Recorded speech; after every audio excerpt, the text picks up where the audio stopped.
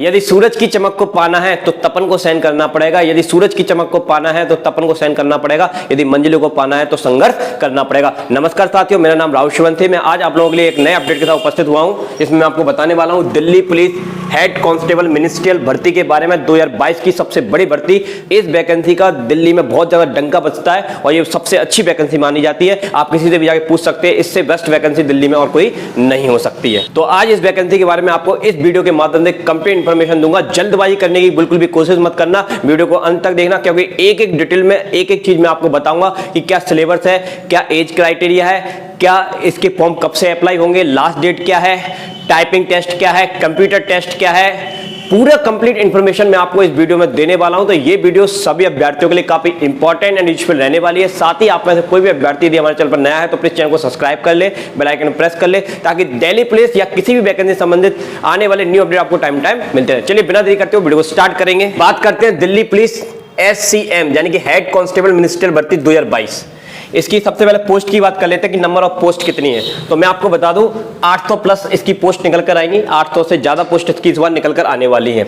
और दूसरी बात कर लूं मैं कि इसके फॉर्म फिल पहले 10 लाख थे, लेकिन अब फॉर्म फिलों की संख्या बढ़ जाएगी। 11 से लेकर 13 लाख प्लस इसमें फॉर्म भरे जाएंगे। तो कंपटीशन बहुत ज्यादा तगड़ा है, लेकिन हम तो मुकाम को पाकर रहेंगे, क्योंकि हमने सोच लिया है कि दिल्ली पुलिस में हमको जाना है। अब बात कर लेते हैं इसकी सैलरी की, क्योंकि किसी भी वैकेंसी में आप जाना चाहते हैं उसकी सैलरी, तो इसकी सैलरी 40,000 से स्टार्ट होती है और आपकी जब तक ज्वाइनिंग होगी जब तक आपकी 45,000 या 46,000 के आसपास ये पहुंच जाएगी। आप किसी से भी पूछ सकते हैं। अब बात कर लेते हैं एज लिमिट की। तो इसकी मिनिमम एज लिमिट है 18 से स्टार्ट होती है 25 तक। कुछ कैटेगरीज वाइज इसमें रिलैक्सेशन है। जैसे ओबीसी की बात करें 3 साल का रिलैक्सेशन है। SC ST वालों की बात करें तो इसमें 5 साल का रिलैक्सेशन है। तो 30 साल तक इस फॉर्म को फिल किया जा सकता है और ये 28 साल तक इस फॉर्म को फिल कर सकते हैं ओबीसी वाले। अब बात कर लेते हैं इसके फॉर्म फिल करने की डेट। तो SSC ने कैलेंडर जारी कर दिया है। तो ये वैकेंसी 2022 में निकल कर आई, तो ये 2022 के ही नाम से जानी जाएगी ये वैकेंसी।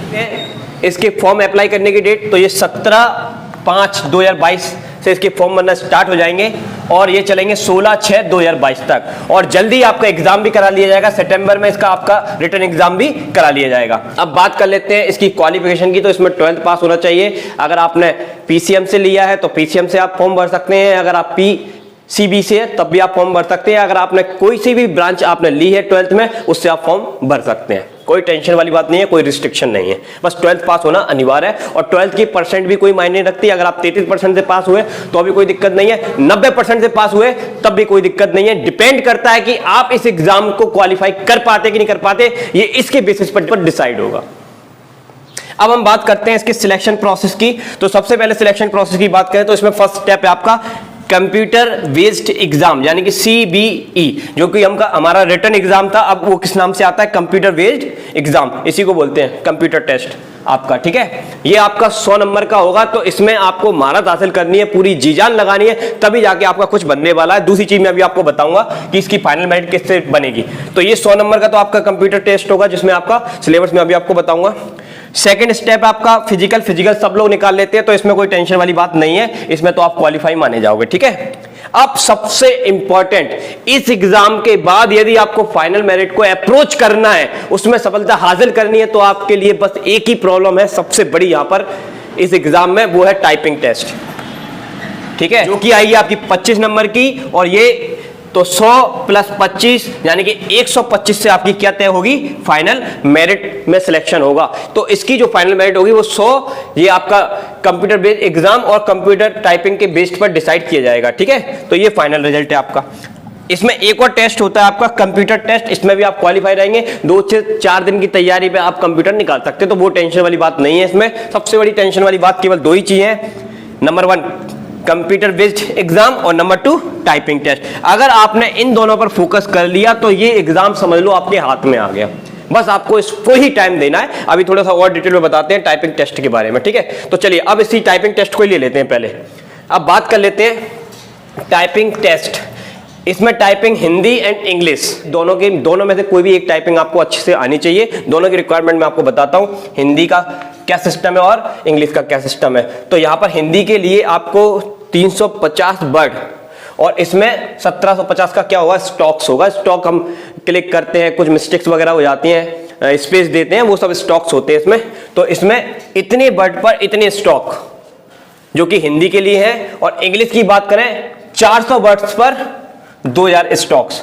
तो इंग्लिश में 400 वर्ड्स पर 2000 स्टॉक है, काउंट किए जाएंगे, और हिंदी में 350 वर्ड्स पर 1750 स्टॉक आपके क्या किए जाएंगे, काउंट किए जाएंगे। अब बात कर लेते हैं कि यदि इंग्लिश की टाइपिंग की बात करें, अगर आपकी स्पीड 30 WPM है, यानी कि 30 वर्ड पर मिनट है, तो आप इससे कम है तो आप डिस्क्वालीफाई मान ली जाओगे। मतलब इतनी स्पीड तो चाहिए, इससे कम हो गई तो डिस्क्वालीफाई, वो लेगा ही नहीं, डिस्क्वालीफाई कर देगा, ये समझ लो। मतलब सबसे तगड़ा टेस्ट जो अगर है तो इसमें टाइपिंग का ही है। और आपको बताते हैं हिंदी की बात करें तो अगर आप 25 वर्ड पर मिनट आप टाइप कर पा रहे हो तो ठीक है, अगर इससे कम हो गया तो आप डिस्क्वालीफाई माने जाओगे। अब देखिए यहां पर रेंज में आपको बता देता हूं, हिंदी टाइपिंग की बात करें तो अगर आप 26 से 30 वर्ड पर मिनट टाइप कर रहे हैं तो आपको 12 नंबर मिलेंगे।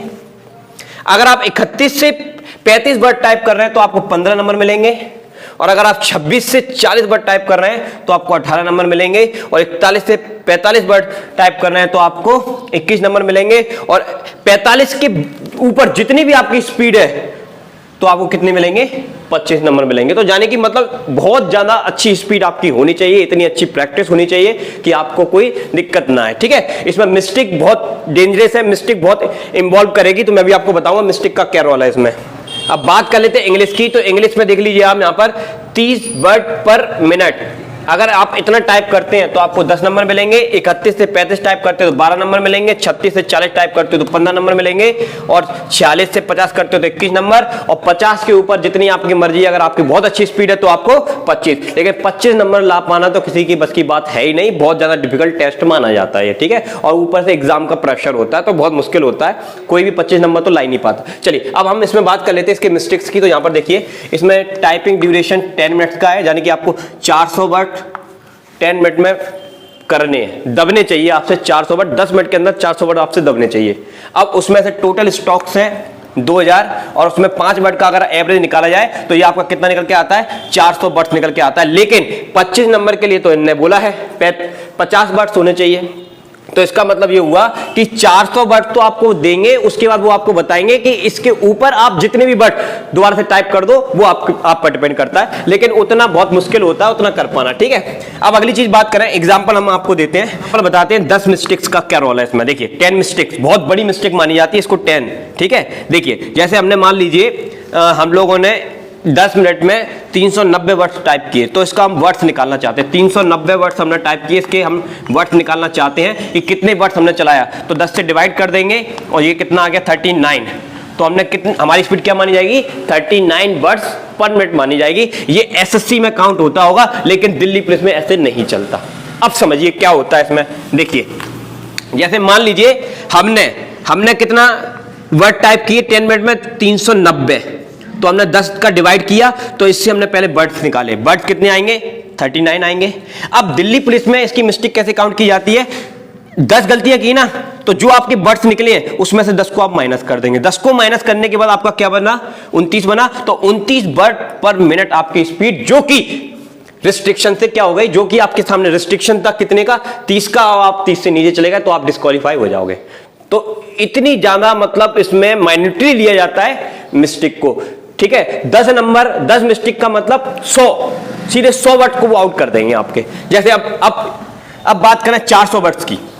अब मान लीजिए आपने 400 वर्ड्स टाइप किए पर मिनट में, तो क्या होगा भाई, 10 से अपने डिवाइड किया तो इसका कितने वर्ड्स आ गए, 40 वर्ड्स पर मिनट आ गए। अब 40 वर्ड्स में से आप 10 को माइनस कर देंगे तो ये कितना हो गया, 30 वर्ड्स पर मिनट। तब जाके आपकी स्पीड कितनी मानी जाएगी, 30 वर्ड्स पर मिनट मानी जाएगी। मतलब 10 मिस्टेक के आपके सीधे 100 वर्ड्स खा जाएंगे ये लोग। तो ये मतलब बहुत डिफिकल्ट टेस्ट माना जाता है, हर कोई इसको नहीं निकाल पाता। इसी वजह से बहुत सारे अभ्यर्थी दिल्ली पुलिस के इस एग्जाम को देने से थोड़ा सा डरते हैं। लेकिन मैं आपको भरोसा दिलाता हूं, यदि आपने टाइपिंग बहुत अच्छे से कर ली, अभी आपके पास बहुत समय है, आप ये मत सोचकर बैठिए कि जब इसकी वैकेंसी का फॉर्म भरना स्टार्ट होगा 1-2 महीने में हम कर लेंगे। तो भाई 1-2 महीने में करने वाले तो इन फॉर्म की लाइन में ही रहेंगे, इतने की भीड़ में ही खड़े रहेंगे, एग्जाम में फाइट नहीं कर पाएंगे। अगर आपको एग्जाम फाइट करना है तो आपको अभी से ही तैयारी करनी पड़ेगी और टाइपिंग पर पकड़ बनानी पड़ेगी। यूट्यूब पर आपको बहुत सारी वीडियो अवेलेबल है, वहां पर जाके आप देख सकते हैं कैसे टाइपिंग क्या करना है। सब आप सीख जाओगे, लेकिन अभी से आपको प्रैक्टिस करनी पड़ेगी। तो टाइपिंग पर सबसे ज्यादा जोर देना पड़ेगा आपको, और दूसरा कंप्यूटर बेस्ड एग्जाम पे ज्यादा जोर देना पड़ेगा, ठीक है। तो ये मैंने आपको बहुत अच्छे से एक्सप्लेन कर दिया। बात कर लेते हैं इसकी सिलेबस की। तो इसमें जनरल अवेयरनेस आएगी 20 मार्क्स की, मैथमेटिक्स आएगा आपका 20 नंबर का, रीजनिंग आएगा आपका 25 नंबर का, इंग्लिश भी आपको बहुत अच्छे से इसमें स्ट्रॉन्ग रखनी है, 25 की इंग्लिश आएगी, और कंप्यूटर टेस्ट होगा इसमें, कंप्यूटर का भी एक एग्जाम होगा जिसके भी मार्क्स काउंट किए जाएंगे 10 नंबर का। तो टोटल आपका कितना हो गया 100। तो इसमें एक नया सिलेबस है कंप्यूटर, और कंप्यूटर में ज्यादातर वैसा बेसिक कंप्यूटर नहीं है, बहुत अच्छे लेवल का कंप्यूटर इसमें पूछा जाता है, माइक्रोसॉफ्ट वर्ड के बारे में, एक्सेल के बारे में। तो आप देखेंगे इस तरह के बहुत सारे चीजों जो हमारे ऑफिस बेस्ड वर्क होते हैं उसके बेसिस पर ही कंप्यूटर के क्वेश्चंस इसमें आते हैं। तो आज की वीडियो में इतना ही। यदि वीडियो पसंद आए तो प्लीज वीडियो को लाइक कर दें, शेयर कर दें, और इसी तरह के लेटेस्ट वीडियो पाने के लिए, कंप्लीट इंफॉर्मेशन जानने के लिए हमारे चैनल से जुड़े रहें। और यदि आप में से किसी भी अभ्यर्थी को किसी प्रकार का डाउट आता है तो डिस्क्रिप्शन में अपना टेलीग्राम का लिंक दे दूंगा, वहां पर जाकर फॉलो कर सकते हैं। लव यू दोस्तों, गुस्सा नहीं होना। जय हिंद, जय भारत।